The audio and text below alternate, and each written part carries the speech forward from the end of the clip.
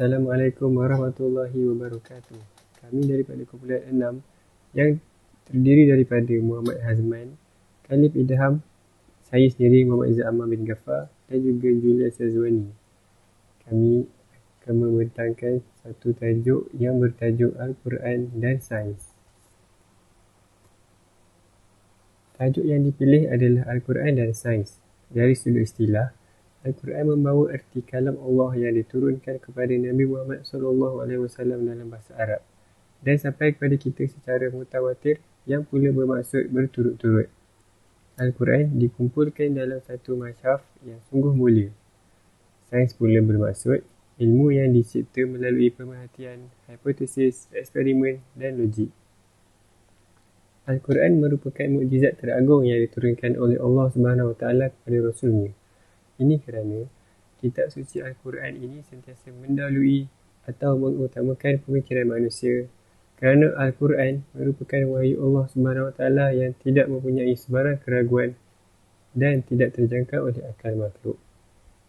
Kami memilih tajuk ini adalah kerana ayat-ayat suci Al-Quran bukan hanya sekadar terkandung perintah ibadah, larangan maksiat, tetapi juga mengandungi maklumat, petunjuk atau isyarat mengenai perkara-perkara yang menjadi bidang tumpuan kajian sains.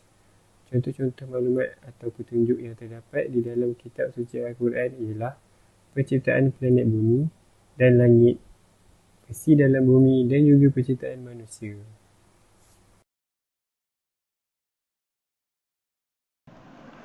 Assalamualaikum warahmatullahi wabarakatuh. Nama saya Muhammad Hazman bin Muhammad Azharuddin. Saya daripada kelas CS 110-3E. Hari ini saya akan bentangkan tajuk Langit dan Bumi berasal dari asap. Di dalam surah Fussilat, Allah telah berfirman, kemudian dia menuju ke langit dan langit ketika itu berbentuk duhan. Lalu dia berkata kepadanya dan bumi, datanglah kamu berdua dengan tunduk atau terpaksa. Keduanya menjawab, kami datang dengan tunduk. Fussilat ayat 11. Di dalam surah Fussilat ayat 11 ini, Allah telah berfirman bahawa langit dan bumi itu kosong. Yang ada di langit hanyalah asap. Daripada asap tersebut, maka lahirlah bintang, galaksi dan sistem suria. Perkataan duhan dalam kalimah suci ini bermaksud asap atau dalam bahasa Inggeris digelar sebagai smoke. Para saintis menganggap bahawa asap ini adalah sebagai awan-awan hitam, awan-awan gas yang terdiri daripada hidrogen dan helium, awan-awan daripada gas yang bersuhu tinggi dan sebagainya yang berlaku selepas teori Big Bang atau dikenali sebagai letupan besar. Teori Big Bang merupakan suatu teori kosmologi yang mengatakan alam semesta muncul daripada keadaan yang tumpat dan panas bilion tahun dahulu.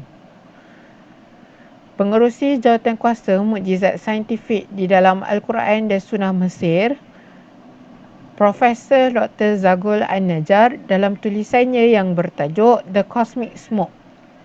Beliau berkata, penggunaan pelbagai teknologi canggih membantu ke arah mengenal pasti asap di angkasa yang terhasil daripada berlakunya Big Bang.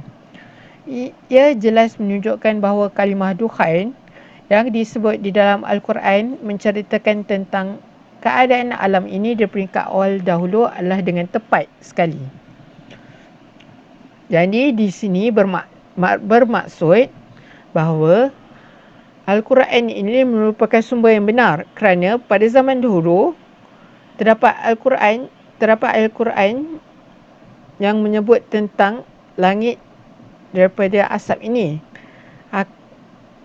Dan telah dikaji kebenarannya pada zaman kini menggunakan teknologi canggih.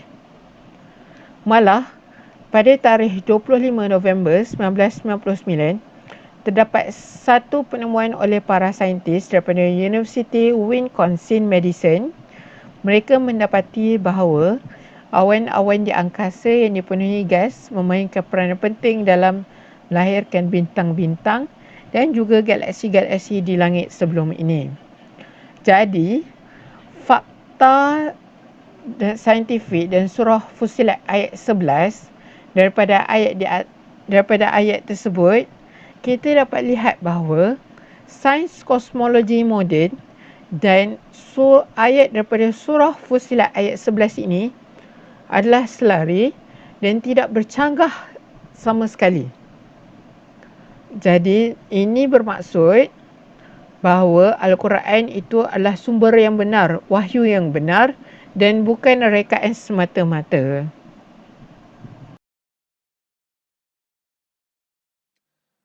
Assalamualaikum dan selamat sejahtera. Nama saya Khalil bin Sarudin. Penciptaan manusia berdasarkan Al-Quran dan biologi. Dalam Al-Quran, terdapat sebuah surah yang menyebutkan tentang penciptaan manusia. Surah tersebut ialah surah Al-Mu'minun ayat 12 hingga ke-14. Dan sesungguhnya kami telah menciptakan manusia dari pati yang berasal dari tanah.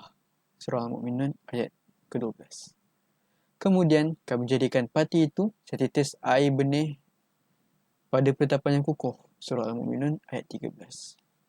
Kemudian kami ciptakan air benih itu menjadi sebuku darah beku. Lalu kami ciptakan darah beku itu menjadi seketul daging. Kemudian kami ciptakan daging itu menjadi beberapa tulang. Kemudian kami balut tulang-tulang itu dengan daging. Setelah sempurna kejadian itu, kami bentuk dia menjadi makhluk yang lain sifat keadaannya. Maka nyatalah kelebihan dan ketinggian Allah Subhanahu Wa Taala sebaik-baik pencipta. Surah Al-Mu'minun ayat ke-14. Ahli biologi dunia menemui bahawa penciptaan manusia adalah terjadi dengan gabungan sperma dan ovum yang membentuk menjadi zygote dan kemudian embrio dan menjadi fetus. Perbandingan antara proses penciptaan manusia dari sudut Al-Quran dan dari sudut sains. Dalam surah Al-Mu'minun yang telah disebutkan sebentar tadi, terdapat beberapa fasa yang telah disebut, iaitu fasa pertama ialah fasa nutfah. Fasa nutfah ialah fasa percantuman antara sperma dan ovum. Dalam fasa ini dalam sudut sains perlu dikenali sebagai fasa fertilisasi. Fasa kedua ialah fasa alaqah. Fasa alaqah dikenali sebagai seketul darah ataupun segumpal darah. Dalam fasa ini, dari segi biologi pula dikenali sebagai morula blastula. Fasa ketiga ialah fasa mundarah, iaitu sebuku daging. Dalam sudut biologi pula dikenali sebagai fasa blastula. Kemudian ialah fasa izam, iaitu fasa embryonik pada minggu ke-5. Kemudian fasa lam, iaitu embryonik pada minggu 7 dan 8 hingga 8. Fasa terakhir disebut dalam surah Al-Mu'minun tadi ialah fasa Nush'ah khalqan akhar, iaitu dari sudut sains pula dikenali sebagai fasa fetus, iaitu bayi yang sempurna, minggu ke-11. Sekian, terima kasih.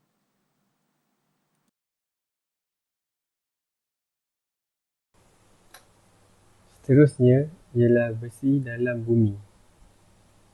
Petikan daripada surah Al-Hadid ayat 25 yang bermaksud, demi sesungguhnya kami telah mengutus rasul-rasul kami dengan membawa bukti-bukti dan mukjizat yang jelas nyata, dan kami telah menurunkan bersama-sama mereka kitab suci dan keterangan yang menjadi neraca keadilan, supaya manusia dapat menjalankan keadilan. Dan kami telah menciptakan besi dengan keadaannya mengandungi kekuatan yang handal serta berbagai faedah lagi bagi manusia. Dijadikan besi dengan keadaan yang demikian supaya manusia menggunakan faedah-faedah itu dalam kehidupan mereka sehari-hari, dan supaya ternyata pengetahuan Allah tentang orang yang menggunakan kekuatan handalnya itu untuk menegak dan mempertahankan agama Allah serta menolong rasul-rasulnya, padahal balasan baiknya tidak kelihatan kepadanya. Sesungguhnya Allah Maha Kuat lagi Maha Kuasa. Dalam surah Al-Hadid, Allah berbicara tentang besi dan kepentingannya. Allah berfirman, Dan kami menurunkan anzalna, besi yang terdapat padanya kekuatan yang hebat serta pelbagai manfaat bagi manusia. Teknologi pemprosesan besi telah dikuasai manusia sejak zaman Nabi Daud AS. Pada zaman itu, besi banyak digunakan dalam peperangan. Di dalam surah Al-Anbiya ayat 80, Allah Subhanahu Wa Taala berfirman, dan kami mengajar Nabi Daud membuat baju-baju besi untuk kamu, untuk menjaga keselamatan kamu dalam mana-mana peperangan kamu. Maka adakah kamu sentiasa bersyukur?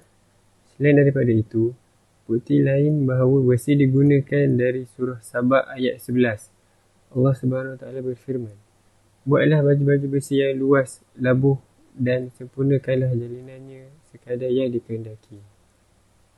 Pada era moden ini, terdapat banyak kegunaan barang yang diperbuat daripada besi yang digunakan dalam kehidupan seharian kita seperti penggunaan telefon bimbit, kuali, setrika dan sebagainya bagi memudahkan urusan kita. Seperti contoh yang ada di tepi.